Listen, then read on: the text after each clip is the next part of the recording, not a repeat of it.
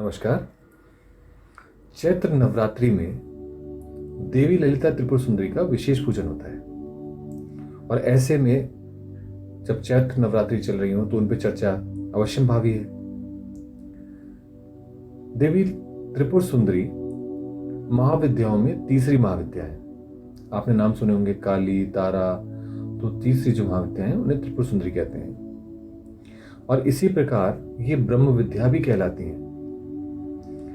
इनको बहुत रूपों में पूजा जाता है और इनकी जो साधना आराधना विधान है उसे श्री विद्या कहते हैं। देवी का जो विग्रह है वो भी अत्यंत रहस्यमय है।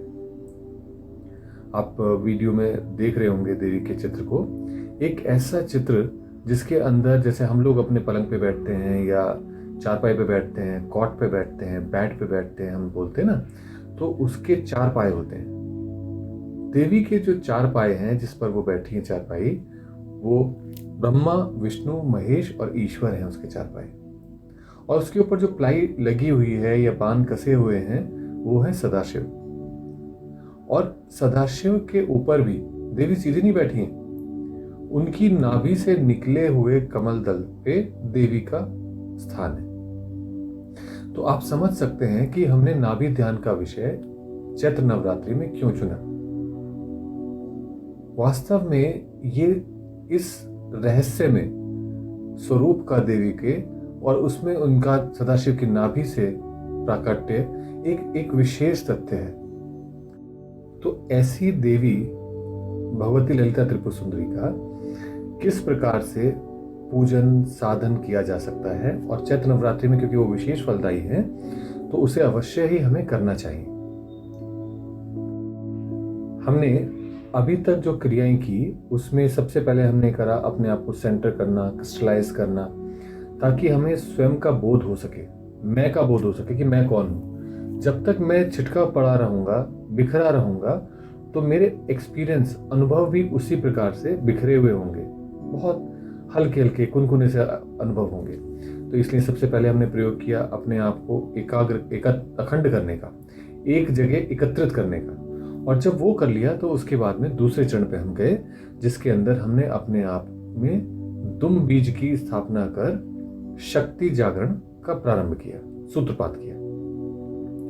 अब जब शक्ति जागृत हो गई तो जो तीसरा चरण है वो स्वभावतः शक्ति का या एनर्जी का फ्लो करना होगा कि वो एनर्जी का फ्लो कहाँ से किस तरफ होगा, कैसे जाएगी, उसका प्रभाव क्या होना चाहिए जो हमारे लिए श्रेयस्कर हो।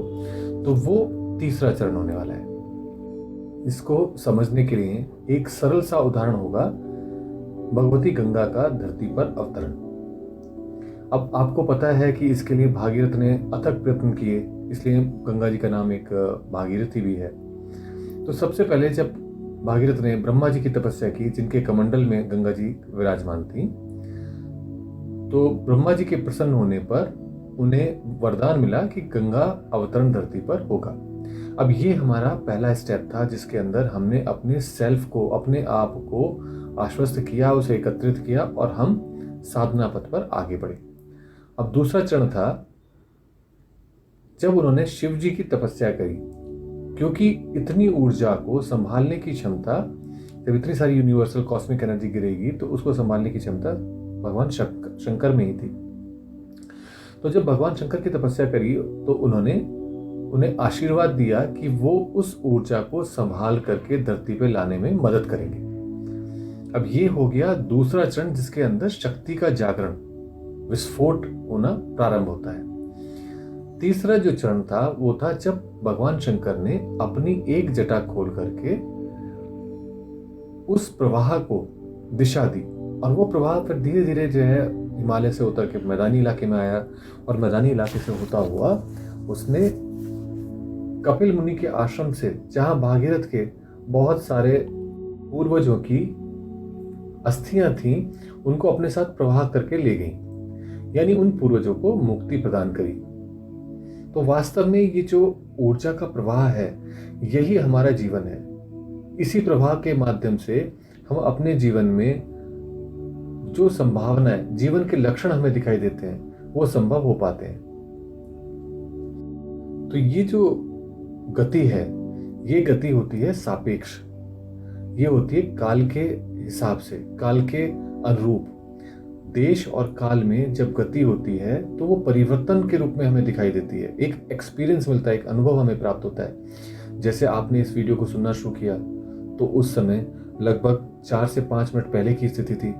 फिर उसके बाद आप सुनते गए, अब 4 मिनट हो गए, 5 मिनट हो गए, 6 मिनट हो गए, और जब सुनकर के निपटेंगे तो फिर उसके बाद में एक अपने अनुभव को, एक समझ को अपने साथ लेकर के आप उपस्थित होंगे। तो ये जो एक्सपीरियंस है, ये जो हमारे को एक अनुभव की प्राप्ति हो रही है, ये प्राप्ति होती है समय, देश और काल के अनुरूप। तो वास्तव में भगवती ललिता त्रिपुर सुंदरी का जो बहुत सारे रूप हैं, उनमें से एक रूप है पंचदशी देवी का, जिसके माध्यम से काल की गति होती है और वो हमें इस देश में यानी स्थान पर, धरती पर दिखाई देती है। अब इसका सरल सा उदाहरण जिसके माध्यम से आप इसको समझ पाए और निर्देन करेंगे, वो ये है कि महीना चंद्रमा के 2 पक्षों से मिलकर बना है। एक को बोलते हैं शुक्ल पक्ष और एक को बोलते हैं कृष्ण पक्ष। एक ऐसा जिसमें चंद्रमा बढ़ता चला जाता है, प्रथमा से लेकर के पूर्णिमा तक, वो शुक्ल पक्ष कहलाता है, उजियारा पाक कहलाता है। और एक ऐसा पक्ष होता है जिसके अंदर चंद्रमा धीरे धीरे लोप हो जाता है, अमावस्या तक पहुंच जाता है प्रथमा से चल करके, तो ये दूसरा पाक होता है, जिसे जो है कृष्ण पक्ष या अंधियारा पाक कहते हैं। अब ये जो पक्ष हैं, ये एक के बाद एक ऑल्टरनेट करते हैं, रिपीट करते हैं। पहले शुक्ल पक्ष, फिर कृष्ण पक्ष, फिर शुक्ल पक्ष, फिर कृष्ण पक्ष, ऐसे ये चक्र में काल चलता रहता है। और इसी से हमारे को बहुत प्रकार के अनुभव उत्पन्न होते हैं। अब ये अनुभव जो होते हैं हमें किस प्रकार से होते हैं और किस आधार पर होते हैं? ये होते हैं देवी पंचदशी से जो ऊर्जा चारों ओर किरणें विकिरणित हो रही हैं, फैल रही हैं, रेडिएट हो रही हैं, उनमें से 15 नित्याएं का निर्माण होता है, सृजन होता है। या 15 नित्याएं कहलाती हैं, वो होती हैं। और उन 15 नित्याओं के अनुरूप ही हमारा अनुभव होता है, एक्सपीरियंस होता है।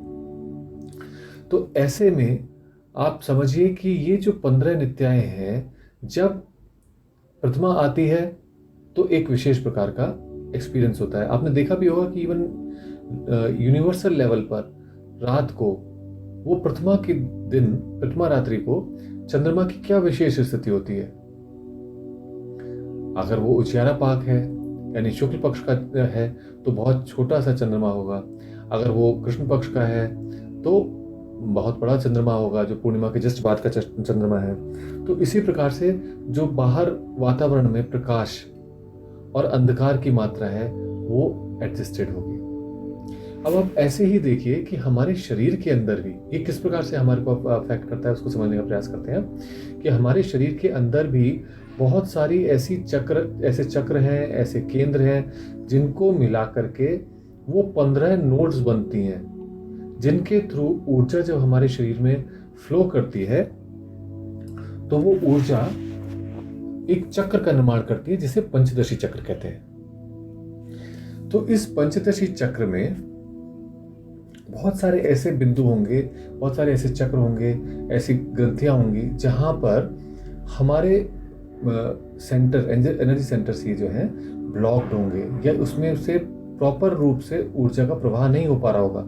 और बहुत से ऐसे होंगे जिसमें ऊर्जा मुक्त रूप से प्रवाहित हो रही होगी। तो इन बिंदुओं में जो फर्क आता है और इन बिंदुओं का जो निश्चित प्रभाव है, क्योंकि हर नित्या का प्रभाव है, जैसे हमने बात करी कि उससे एक विशेष प्रकार की स्थिति निर्मित होती है प्रकाश और अंधकार के मिश्रण की।